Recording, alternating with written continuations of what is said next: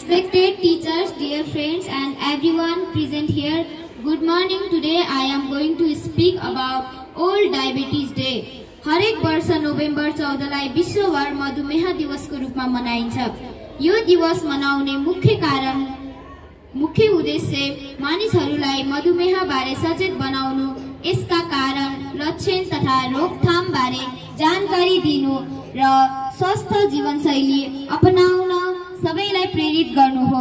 November 14 इन्सुलिनका आविष्कारक sir Frederick बान्टिङको जन्मदिन भएकाले यसै दिन यो दिवस मनाइन्छ। उनको अनुसन्धानले आज लाखौं मानिसहरूको जीवन बचाइरहेको छ।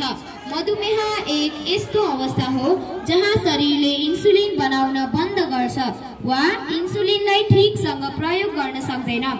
मधुमेहबाट बच्ने उपाय: चिनी, जंक फूड कम गर्ने, नियमित व्यायाम 30 मिनेट दैनिक गर्ने, वजन नियन्त्रणमा राख्ने, धूम्रपान र रक्सीबाट टाढा रहने र फलफूल, पानी, फाइबरयुक्त खाना खाने। Today is world diabetes day. रगत परीक्षण गराइरहने, अस्पताल धाइरहने। चिनी, विशेष गरी डायबिटिज रोग लागेको मानिसले चिनी पटक्कै सेवन गर्नु हुँदैन र हामीले पनि चिनीबाट बनेको मिठाईहरू खानु हुँदैन। यो खाएमा हाम्रो दाँत किरा लाग्न सक्छ।